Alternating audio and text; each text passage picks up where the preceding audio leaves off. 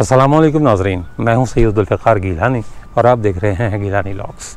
बचपन में एक कहानी हम सुना करते थे जिसमें कहा जाता था कि ज़मीन को एक बहुत बड़े बैल ने अपने सींगों पर उठा रखा है, बल्कि ये कहें कि सींग पर उठा रखा है तो ज़्यादा मुनासिब होगा। और जब उसका वो एक सींग थक जाता है तो वो ज़मीन को अपने दूसरे सींग पर मुंतकिल करता है और इसी मुंतकिली के दौरान ज़मीन में जो जुम्बश पैदा होती है उसे ज़लज़ला कहा जाता है। जैसे जैसे बड़े होते चले गए ये तस्वुर बदलता गया और जब पढ़ने लिखने की दुनिया में आए तो पता चला कि ना तो कोई बैल है और ना उसके सींग हैं और ना ही ज़मीन किसी बैल के सींगों पर रखी हुई है, बल्कि ज़लज़ले आने की मुख्तलिफ़ वजूहात हैं, मुख्तलिफ़ हालात हैं और ये बाकायदा साइंटिफिकली ज़मीन की वो तब्दीलियाँ हैं जो बज़ाहिर हमें नज़र नहीं आती, लेकिन उनकी तबाहकारियाँ हमें ज़रूर दिखाई देती हैं। वैसे तो इंसान जब से इस दुनिया में आया उसने ज़लज़लों का मुशाहिदा शुरू किया। ये इस वक्त दुनिया में, मतलब मैं उसकी मिसाल ये दूंगा कि दुनिया में 109 चोटियाँ 24,000 फुट से ज़्यादा बुलंद हैं। इनमें से 96 हिमालय और कराकोरम रेंज में हैं, यानी पाकिस्तान, नेपाल और भूटान के इलाक़ों में, और तवील तरीन पहाड़ी सिलसिला एंडीज़ कहलाता है जनूबी अमेरिका का। ये 7,564 किलोमीटर लंबा है। ये सारे पहाड़ ये सब के सब ज़लज़लों की वजह से वजूद में आए हैं, यानी 109 चोटियाँ भी और ये इतना बड़ा जो 7,500 किलोमीटर लंबा पहाड़ी सिलसिला है। एक अंदाज़ा है कि साल में कम अज़ कम यानी कमो बेश, ये अंदाज़ा मैं बता रहा हूँ आपको कि इसलिए कि कोई अंदाज़ा नहीं, कोई हतमी बात नहीं की जा सकती कि सालाना 5 लाख के लगभग ज़लज़ले ज़मीन पर आते हैं, जिनमें से 1 लाख ऐसे होते हैं जिन्हें डिटेक्ट कर लिया जाता है, यानी महसूस कर लिया जाता है, और उनमें से सिर्फ 100 नुकसान का बायस बनते हैं।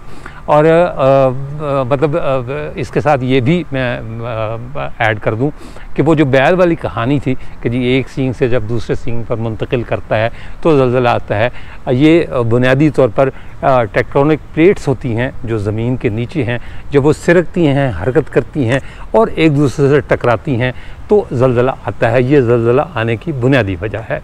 अच्छा, कहा यह जाता है कि ज़लज़ले की जो पहली शहादत है वो 1831 क़ब्ल मसीह में उस वक्त के चीनी सूबे शंडोंग उससे मिली, लेकिन 780 क़ब्ल मसीह में चीन में ही एक ज़ाओ शाही ख़ानदान था, उसके दौर से ज़लज़लों का बाकायदा रिकॉर्ड रखने का रिवाज पड़ा जो आज तक है। पाकिस्तान भी इसका बेशतर हिस्सा उन फॉल्ट लाइंस पर मुश्तमिल है जहाँ किसी भी वक्त ज़लज़ला आ सकता है। 2 ज़लज़ले उनका वैसे तो मतलब सैकड़ों ज़लज़ले आ चुके हैं पाकिस्तान में, लेकिन 2 ज़लज़लों का मैं ज़िक्र ज़रूर करूँगा। उनमें से एक तो पाकिस्तान बनने से पहले आया था 31 मई 1935 का ज़लज़ला, जिसकी शिद्दत रेक्टर स्केल पर 8.1 थी। इसमें कुछ 60,000 के लगभग अफराद जहाँ बाक हुए थे और कोयटा का शहर सफ़े हस्ती से मिट गया था। बहुत खौफनाक ज़लज़ला था।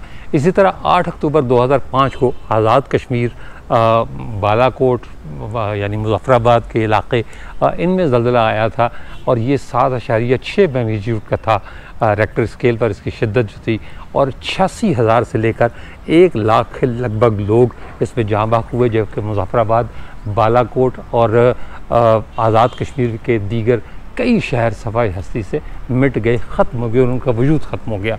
मैं जो है वो ज़लज़ले क्या होते हैं, कैसे आते हैं, इनसे कैसे बचा जा सकता है, बचने से मुराद ये कि क्या एहतियाती तदाबीर हैं और ये किस तरह रिकॉर्ड होते हैं, ये सारा कुछ जानने के लिए आया हूँ मैं।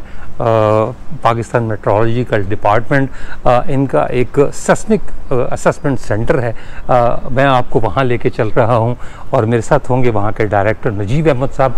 उनसे हम पूछेंगे कि ये ज़लज़ले कैसे आते हैं, इनका क्या तरीक़ाकार है, पाकिस्तान में कौन कौन से इलाक़े हैं जहाँ ज़लज़ले ज़्यादा आ सकते हैं या कम आते हैं। ये नेशनल सेस्मिक मॉनिटरिंग सेंटर है। ज़लज़ले की पेशगोई तो नहीं की जा सकती, लेकिन ये कि हिफाजती तदाबीर ज़रूर बताई जा सकती हैं। तो नजीब अहमद साहब से मिलते हैं और उनसे पूछते हैं कि ये अर्थक्वेक्स कैसे होते हैं, कितनी अक़साम के होते हैं, और अगर इनकी पेशगोई नहीं की जा सकती तो इनके हिफाजती तदाबीर वो कैसे की जा सकती हैं। और मेरे साथ मौजूदा डायरेक्टर हैं असेसमेंट सेंटर के नजीब अहमद साहब। इनसे हमने दरख्वास्त की है कि हमें बताएं ज़लज़ले कैसे आते हैं, आफ्टर शॉक्स क्या होते हैं, और उन ज़लज़लों में जो प्लेट्स की वजह से आते हैं उनमें क्या फ़र्क है, और जो आतिशफ़शां फटने की वजह से आते हैं उनमें क्या फ़र्क है।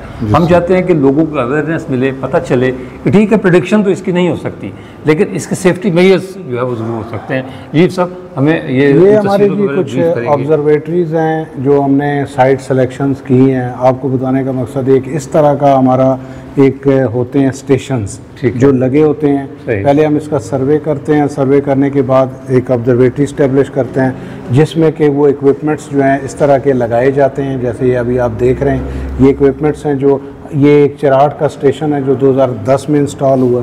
तो ये इस तरह ये सारी ऑब्जर्वेटरियाँ हैं जो हमारे पूरे पाकिस्तान में काम करते हैं। और ये हमारे चाइनीज़ दोस्तों के साथ हमने इसको और एनहांस किया था। ये 2005 में अर्थक्वेक आया था, तो उसमें हमने ये चाइनीज़ जो थे इन्होंने हमें रिक्वेस्ट की थी कि हम आपको 10 स्टेशन फ्री में देंगे ताकि वो एड के तौर पर आपके इस फ्यूचर में काम आ सके। तो ये हमारी सारी ये डेवलपमेंट्स हैं इंटरनेशनल। ये हमारा डेलीगेशन है जो अर्थक्वेक चाइना का में हमने विज़िट किया और उनके मॉनिटरिंग सेंटर को हमने विज़िट किया। बर्जिन यूनिवर्सिटी के साथ भी हमारा ये बायलैटरल रिलेशन चल रहा है। और ये डिफरेंट हमारे ऑफिसर्स और हम जो हैं वो गए बगए अपने चाइनीज़ काउंटर के पास जाते हैं और उनके सेंटर्स को विज़िट करके अपने आप को और हम अपग्रेड करेंगे। सही। अभी आप अंदर नेशनल सेस्मिक मॉनिटरिंग सेंटर के अंदर चल रहे हैं हम। आपको दिखाते हैं कि ज़लज़लों की मॉनिटरिंग कैसे की जाती है और क्या सिस्टम है इसका।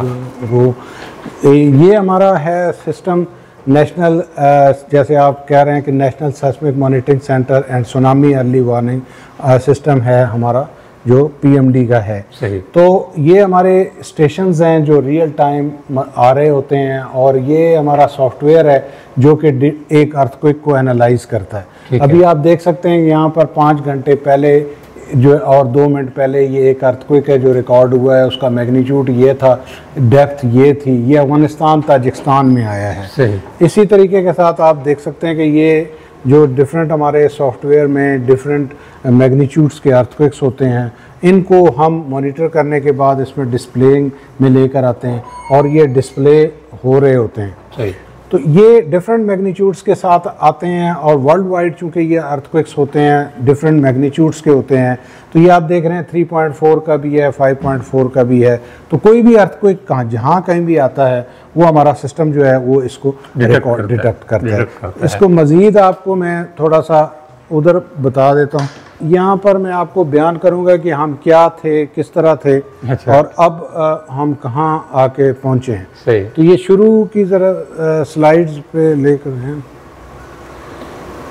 इससे पीछे, इससे आगे वाला। ये हमारे ओल्ड इंस्ट्रूमेंट्स हैं। अच्छा। जो कि ये फोटोग्राफिक पेपर्स पे भी चलते थे और ये पहले जो है वो इस तरह फोटोग्राफिक पेपर पे चलते थे। ये WWSSN एक इक्विपमेंट है और ये जो थे ये अमेरिकन सिस्टम है। ये ड्रम्स पे रिकॉर्ड होता था। सही। और ये हीट सेंसिटिव पेपर था। ये जब मूव करता था तो पिन इस पे मूव करती थी तो वो जो वेव फॉर्म आप वहाँ डिजिटल देख रहे हैं वो यहाँ पे आ रही होती थी। अब उसके बाद 2005 के अर्थक्वेक के बाद हमने अपने 10 स्टेशंस थे जो परचेज़ किए और वो गोरेलप कंपनी के थे। उनको हमने परचेज़ किया और चाइनीज़ का मैंने आपको बताया वो भी हमारे साथ जो है ना, टाइमर को ख़त्म कर देते। तो ये जो है ना इन इंस्ट्रूमेंट्स के साथ फिर हमने अपने इस सिस्टम को और अच्छा किया जिसमें कि ये डिस्क रे होती है, ये अंदर साइड पे मौजूद है। डेटाबेस हमारे सेंटर्स अंदर हैं, डाटा सर्वर्स हैं, प्रोसेसिंग सर्वर्स हैं। 2005 के बाद डिजिटल नेटवर्क जो था ना वो ये है। तो इसके बाद ये हमारे इंस्ट्रूमेंट्स हैं और इस तरह यहाँ कम्युनिकेशन होती है। और ये हमने जैसे आपको बताया डिस्क रे सिस्टम है जो अंदर लगे हुए हैं, डाटाबेस सर्वर है, प्रोसेसिंग है और वर्क स्टेशन हैं। ये सारे के सारी ऑब्जर्वेटरीज है। ये पूरे का आपको सेटअप दिखाई दे रहा है जो हमारा है। सही। नेक्स्ट करना। ये हमारा फॉल्ट सिस्टम है जो अभी मैं आपसे बात कर रहा था कि हमारी 3 प्लेट्स हैं जो कंट्रीब्यूटर हैं। वो है अपना अरेबियन प्लेट है, और इंडियन प्लेट है, यूरेशियन प्लेट है, और ये फॉल्ट सिस्टम है। फॉल्ट ऐसा होता है कि फॉर एग्जांपल इसकी मिसाल आप ऐसे ले लें कि गीली मिट्टी आप लें और उसको आप धूप पे रखें तो कुछ देर बाद वो सूख जाएगी, उसमें क्रैक्स आते हैं। जब आप वाटर को एंटर करते हैं तो वो क्रैक्स के ज़रिए उसके अंदर जाता है, क्योंकि वो वीक जोन एरिया होता है उस एरिए का। इसी तरह जब अर्थक्वेक की एनर्जी निकलती है तो वीक जोन तलाश करती है। जब वो वीक जोन से निकलती है उसको, उस जगह को हम कहते हैं हाइपोसेंटर, जहाँ से निकलती है, और जिस जगह निकलती है उसको एपिसेंटर का। ठीक है, नेक्स्ट करना। ये हमारी सेस्मिसिटी है। जैसे पूरे पाकिस्तान में अभी आप देखें कि जो छोटे बड़े अर्थक्वेक आज तक आए हैं वो हमने ये कुछ मेंशन किए हैं, सारे नहीं किए, क्योंकि ऐसे फिर पूरा ये भर जाता है। तो ये पूरे का पूरा जो है आप देख सकते हैं कि छोटे से बड़ा अर्थक्वेक सारा पाकिस्तान तकरीबन जो है वो अर्थक्वेक प्रोन एरिया कहला सकता है इस लिहाज से। ठीक है, ये हमने एक हैज़र्ड स्टडी की थी, जैसे आपने पिछला मैप देखा है, इसी तरह अब आप हैज़र्ड के लिहाज से देखें तो तकरीबन पाकिस्तान के कौन कौन से हिस्से हैं जो रेड में आ रहे हैं। ये अब हो सकता है ये 2007 की स्टडी थी, अब 2024 में भी ये जो शिफ्टिंग है रेड की ये यहाँ तक आ गई हो और डाटा इसमें आया हो, तो हैज़र्ड ज़्यादा भी उससे हो सकता है। जो आपकी बात थी कि हम अर्थक्वेक प्रेडिक्ट नहीं कर सकते, अगर हम प्रेडिक्ट नहीं कर सकते तो हम चुप भी नहीं रह सकते। उसमें यह है कि हमने इसका उस इलाके का एक हैज़र्ड सर्वे करना होता है, वो कितना डेंजरस है, फिर उसकी रिस्क स्टडीज़ करनी होती हैं ताकि हम अपने लोगों को बचा सकें फ्यूचर की अच्छी कंस्ट्रक्शन करके। क्योंकि अर्थक्वेक जो है वो इतना डेंजरस नहीं होता जितना हम समझते हैं। एक PhD बंदा 8वीं मंजिल से सिर्फ खौफ की वजह से छलांग लगा देता है। तो जब आप में खौफ ख़त्म होगा, अब जैसे ये बिल्डिंग्स हैं ये 2005 के बाद बनी, आप देखें इसके अंदर सारे पिलर्स मौजूद हैं, तो ये प्रॉपर तौर पर बनी है। 2005 के बाद 2024 तक बहुत से अर्थक्वेक सामने यहाँ पे इनको मॉनिटर किया है और इनको, लेकिन आज तक यहाँ पर सिंगल क्रैक भी नहीं है, क्योंकि ये building according to building code बनी हुई है। तो हमारे इस डाटे का मकसद ये होता है कि हम अच्छा डाटा देकर एक अच्छा बिल्डिंग कोड कंस्ट्रक्ट करवा सकें, ताकि उस इलाके में जितने हायर मैग्नीट्यूड के अर्थक्वेक्स के अगर आप वहाँ से बिल्डिंग्स लोअर पर बनाएंगे और हायर मैग्नीट्यूड वहाँ आते होंगे वो आपको डैमेज नहीं करेंगे। लेकिन अगर आप अपना बिल्डिंग स्ट्रक्चर ठीक नहीं करेंगे तो वो ज़्यादा रिस्क फ्यूचर में भी होता है। अच्छा सर, एक दो सवाल है मेरे। एक तो वोल्केनो, वो जब फटता है तो ज़लज़ला आता है, और दूसरे जो प्लेट्स हैं टेक्टोनिक प्लेट्स जो है वो जब हरकत करती हैं, इनमें क्या फ़र्क है? वो जो वोल्केनो होता है वहाँ एनर्जी एक्यूमुलेट होती रहती है, और वो जो वोल्केनो एरप्शन होता है वो जब होता है तो उसकी वजह से जब वो फटता है तो ज़मीन हिलती है। जो टेक्टोनिक प्लेट्स हैं ये 100 से ज़्यादा हैं जो पूरी दुनिया में मूव कर रहे हैं। ठीक है ना जी, उनकी वजह से वो हर वक्त मूवमेंट में होती हैं। और लेकिन ये है कि वो जब मूव करती है तो वो भी यही है कि जब वो डीप उसको कोई ना कोई टेम्परेचर या कोई एनर्जी मिलती है तो वो उन प्लेट्स उन पर वो मूवमेंट करती है। तो वो जो टेक्टोनिक प्लेट की जो अर्थक्वेक होता है, जो वोल्केनिक अर्थक्वेक होता है, उसमें डिफरेंस भी होता है कि वो जो टेक्टोनिक अर्थक्वेक होता है उसका एपिसेंटर भी डिफरेंट तरीके का, आपको वेवफॉर्म भी आपको डिफरेंट तरीके की मिलती है। जो वोल्केनिक होता है वो एरप्शन होती है, वो एकदम जब एरप्ट करता है तो उसकी वेवफॉर्म भी और होती है, उसका मैग्नीट्यूड भी एरप्टली ज़्यादा भी हो सकता है, और उसके बाद जब टेक्टोनिक वाला आता है तो वो फॉल्ट मूवमेंट्स करता है। शिद्दत ज़्यादा दोनों की हो सकती है। अच्छा, लेकिन टेक्टोनिक वाले की ज़्यादा होती है। अच्छा, वो इसलिए कि जब वो प्लेट मूव करती है, फॉर एग्जांपल आपका 7.5 का अर्थक्वेक है, 8 का अर्थक्वेक है, वो उसने किसी जगह को डिस्प्लेस कर दिया है। अब वो जब प्लेट डिस्प्लेस हो गई है वापस उसको अपनी जगह पर आने के लिए आफ्टर शॉक्स चाहिए। आफ्टर शॉक्स इसीलिए आते हैं ठीक है कि 8 का आएगा, फिर उसके बाद 7.5 का आएगा, फिर 6 का आएगा, 5 का आएगा, 4 का आएगा, 3 का आएगा, 2 का आएगा, ग्रेजुअली कम होता है ग्रेजुअली। और जब वो प्लेट जो है बिल्कुल खामोश हो जाएगी, उस वक्त जाके जब उस पर बिल्कुल जो है खामोशी आ जाएगी। तो ये डिफरेंट फीचर्स होते हैं, डिफरेंट टेक्टोनिक फीचर्स होते हैं, उन जिनके ऊपर वो अर्थक्वेक्स जो है ना वो आते हैं। अपग्रेडेशन है वो ये है कि जैसे उधर आप देख रहे थे जी। उधर ये है कि यहाँ पर ये फोकल मैकेनिज्म है, ये आपको बताता है कि किस किस्म की अर्थक्वेक था, उसका मैकेनिज्म क्या था, वो स्ट्राइक स्लिप था, थ्रस्ट था, डेप्थ नहीं, वो रिलेटिव मूवमेंट में होता है कि एक पुश होता है सही, जिसको मतलब हम कहते हैं, और दूसरा है रिलेटिव मोशन है, आपस ऐसे मूव करती हैं प्लेट्स, ठीक है ना। तो ये आपको बताता है कि किस मोशन का थ्रस्ट है, अचानक नीचे से एनर्जी प्रोड्यूस हो जाती है, उससे ज़्यादा डैमेज हो जाता है। तो ये आपको ये भी चीज़ें साथ साथ जो है ना वो बता रहा होता है। नेक्स्ट करना। तो ये हमारा कराची में है। जब देखें मैंने आपको बताया कि अर्थक्वेक की हम फोरकास्ट नहीं कर सकते, लेकिन सुनामी की हम कर सकते हैं। अच्छा। क्योंकि उसका अगर आपका जो बड़ा अर्थक्वेक है वो 7.5 या ज़्यादा का आए तो हमें पता लग जाता है कि यहाँ सुनामी जनरेट हो सकता है। फिर हम उसकी ये हमारे पास डिफरेंट टूल्स हैं उसको पता करने के लिए, जैसे ये टाइड गेजेस का डाटा है, ये भी आ जाता है हमारे पास, और वो अर्थक्वेक का मैग्नीट्यूड भी हमें बता रहा होता है। तो फिर हम बता सकते हैं कि कितना बड़ा अर्थक्वेक आया है, तो उससे कितने देर में ये सुनामी जो है ना वो जनरेट हो सकता है। अच्छा, मतलब सुनामी की प्रेडिक्शन हो सकती है? हाँ जी, उसकी हो सकती है, लेकिन अर्थक्वेक की नहीं। अच्छा, ये जो अलर्ट जारी किए जाते हैं ये इसी बेस पे जारी किए जाते हैं? ये होते हैं डिफरेंट बुलेटिन्स होते हैं। अच्छा। वो इशू किए जाते हैं, जैसे हमारा स्टैंडर्ड ऑपरेटिंग सिस्टम था अरेबियन सी के लिए है, उसके लिए डिफरेंट मैग्नीट्यूड्स पर हम अर्थक्वेक के बाद एक बुलेटिन इशू करते हैं। बुलेटिन 1 करते हैं, 2 करते हैं, 3 करते हैं, 4 करते हैं। उसमें हम फिर साथ साथ ये बताते जाते हैं कि अब इतना है चांसेस, अब ये है। फिर हम उस वार्निंग को जो है वो डिसमिनेट या ख़त्म भी कर देते हैं खुद ही। अच्छा। उन्हीं मैग्नीट्यूड्स या उस वेव हाइट को देखते हुए कि अगर वो वेव हाइट जो है वो कम होती चली जा रही है तो फिर हम अपने बुलेटिन्स को वापस लेना शुरू कर देते हैं और फिर हम वार्निंग ऑफ कर देते हैं।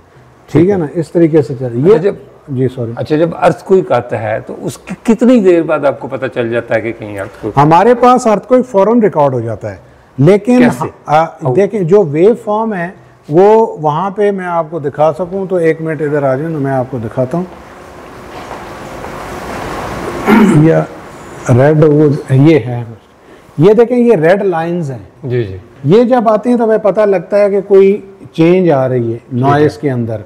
तो वो जब चेंज होती है वो बता देती है कि आपका ये पी वेव है या एस वेव है। ये नॉइज किस चीज़ से रिकॉर्ड हो रहा है? ये ज़मीन की जो नॉइज है वो आती है। ठीक है ना, मतलब वहाँ कोई इंस्ट्रूमेंट्स? हाँ, हमारे इंस्ट्रूमेंट बहुत जो है ना वो सेंसिटिव होते हैं, वो डेप्थ में होते हैं। वो जब हर चीज़ को रिकॉर्ड कर रहे हैं तो इवन आप मूव करते हैं, गाड़ी मूव करते हैं तो जो है ना ये अब जैसे ये है ना, अब ये देखिए ब्लिंक कर रहा है स्टेशन, दैट मीन्स यहाँ कुछ है।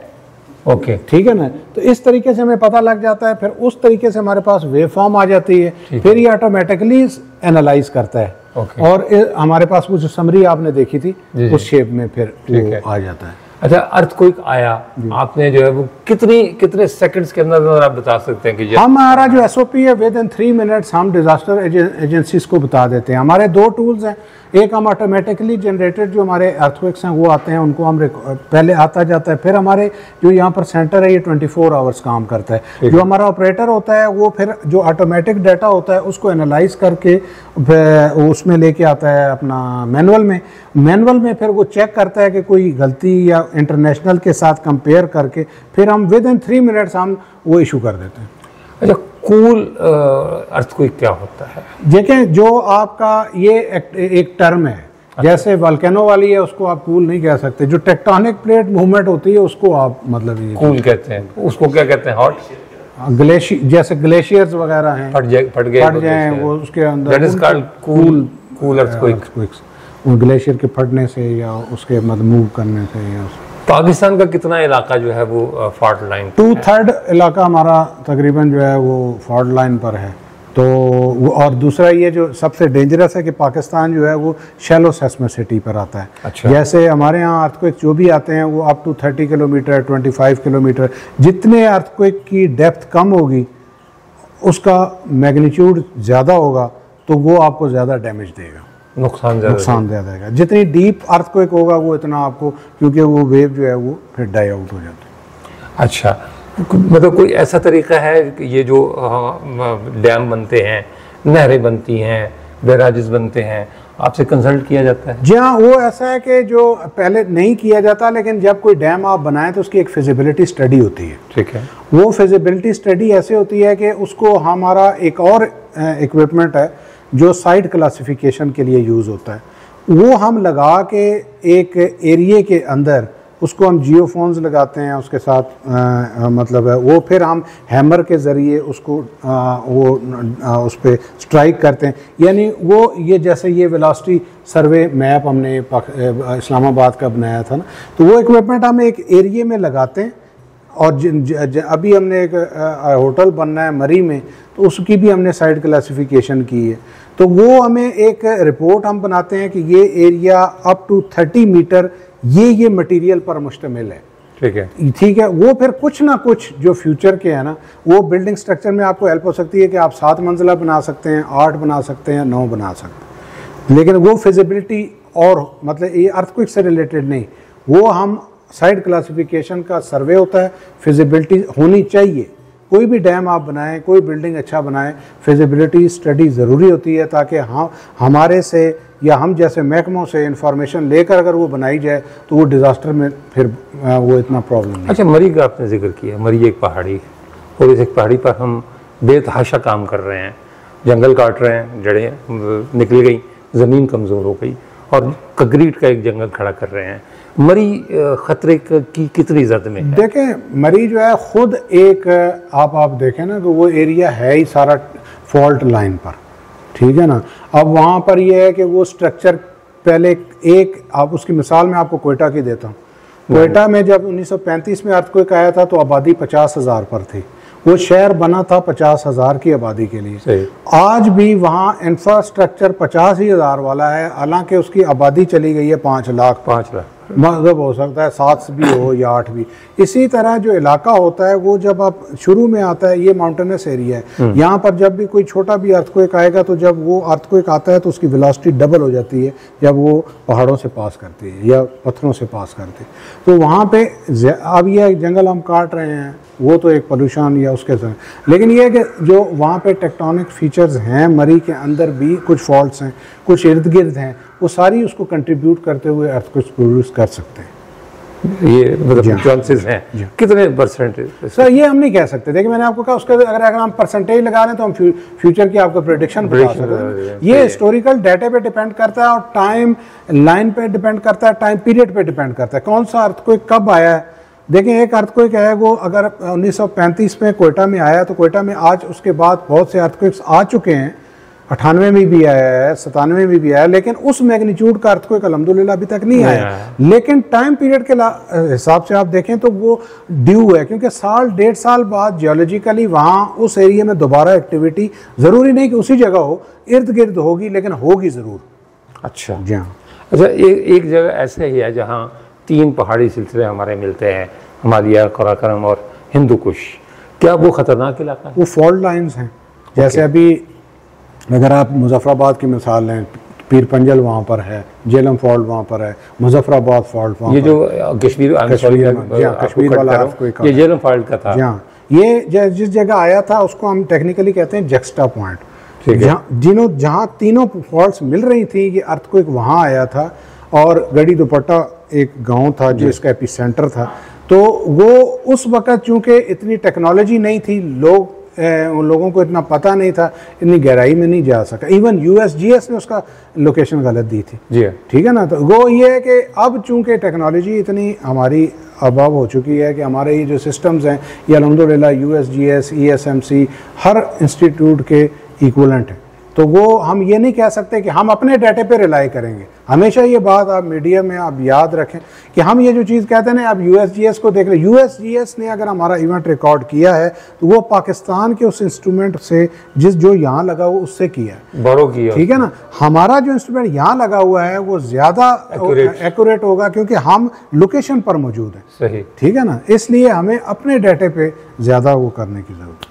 कोई ऐसा मैसेज जो आप लोगों को देना चाहें अर्थक्वेक के हवाले से? अर्थक्वेक के हवाले से ये है कि जब कोई अर्थक्वेक आए तो हमें पैनिक नहीं होना चाहिए। ठीक है। देखें अर्थक्वेक जो है वो एक ऐसी चीज़ है कि लोग पैनिक होते हैं, बिल्डिंग से छलांग लगा देते हैं, इस तरह नहीं करना चाहिए। हमारी कुछ इसकी हैज़र्ड उसकी कुछ ये है कि होती हैं एहतियाती तदाबीरें, जैसे आप किसी अच्छी उसके रूफ के नीचे चले जाएँ, आप किसी जगह मतलब साइड पर ऐसी जगह चले जाएं जहाँ छत ना गिरने वाली हो, और आप अपने सर को प्रोटेक्ट करें, क्योंकि हेड इंजरीज अर्थक्वेक्स में ज़्यादा होती हैं, तो उनसे बचने के लिए अपने आप को वो बचाएं।